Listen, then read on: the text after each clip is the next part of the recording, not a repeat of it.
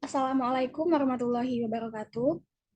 Kami dari kelompok 7 akan mempresentasikan hasil diskusi kami, yaitu budaya makan yang mempengaruhi kesehatan.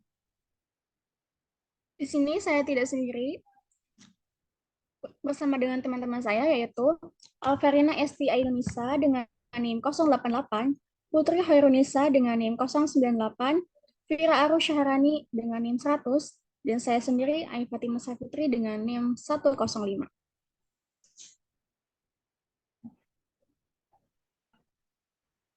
Untuk Alverina, disilahkan.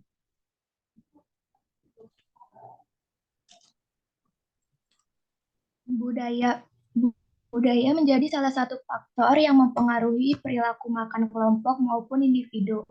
Setiap daerah di Indonesia memiliki budaya yang berbeda-beda. Perbedaan tersebut yang menyebabkan perilaku makan yang berbeda. Hal tersebut masih terus-menerus diwariskan secara terus-menerus bahkan sudah dikenalkan sejak dini.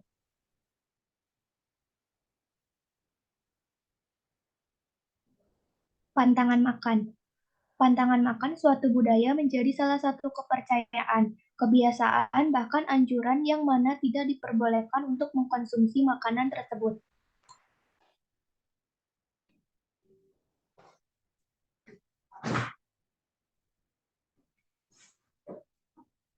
Selanjutnya, Putri. Contoh budaya makan yang ada di sekitar.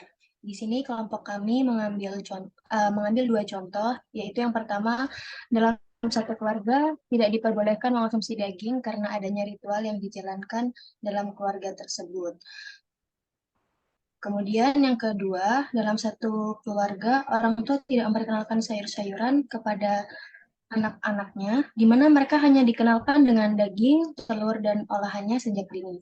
Padahal seperti yang kita tahu, bahwa pada daging sapi itu mengandung banyak zat gizi yang bermanfaat bagi tubuh. Contohnya vitamin B12 dan zat besi yang mana dia berguna untuk mencegah terjadinya anemia. Daging sapi juga merupakan sumber protein yang berkualitas tinggi dan kaya akan vitamin serta mineral. Dan seperti yang kita ketahui bahwa sayur-sayuran itu sangat bermanfaat bagi tubuh. Salah satunya itu serat.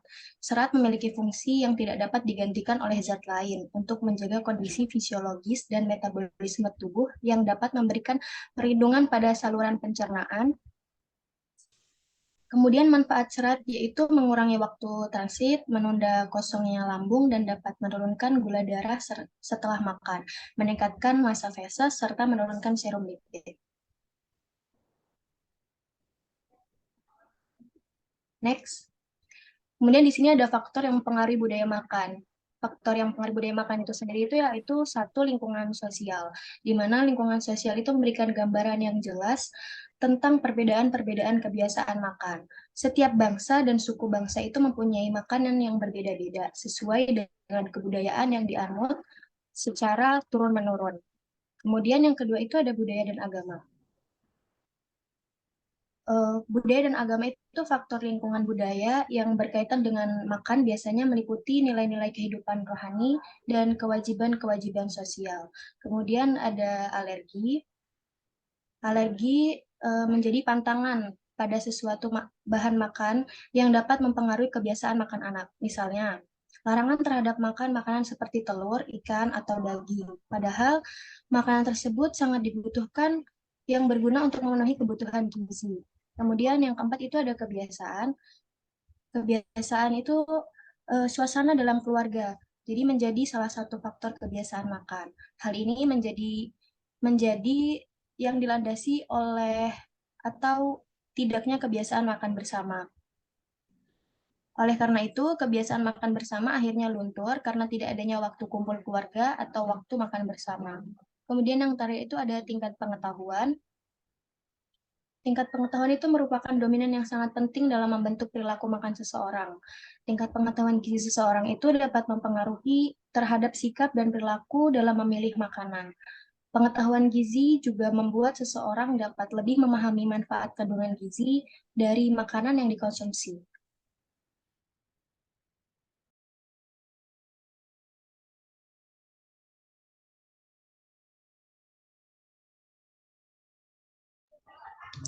Selanjutnya yaitu dampak dari budaya makan.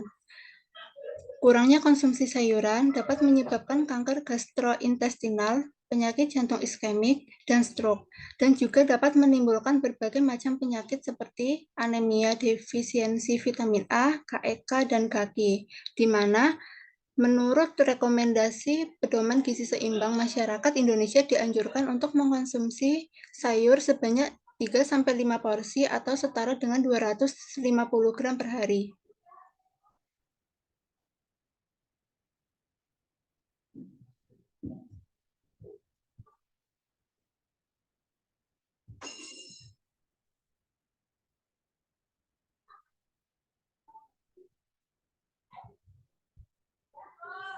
Lalu yang kedua yaitu dampak akibat kurangnya konsumsi daging. Rendahnya atau kurangnya konsumsi daging dapat menyebabkan berbagai macam penyakit seperti kwashiorkor, anemia gizi besi, penurunan fungsi mental, penyusutan jaringan otot, edema, dan berkurangnya kepadatan jantung, serta dapat menyebabkan defisiensi vitamin B12 dan kalsium.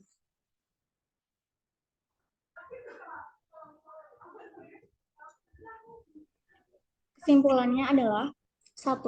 Perilaku makan atau budaya makan merupakan gambaran perilaku seseorang dalam hal kebiasaan makan, frekuensi makan, kesukaan makan, kebiasaan makan, dan pilihan makanan. 2.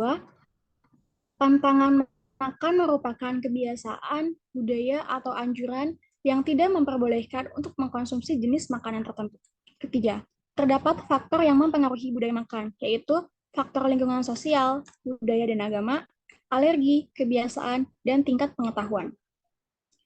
4. Dampak yang dapat ditimbulkan akibat budaya makan, contohnya tidak mengkonsumsi daging, salah satunya yaitu dapat beresiko menyebabkan berbagai macam penyakit degeneratif seperti obesitas, diabetes, hipertensi, kanker, dan lain sebagainya.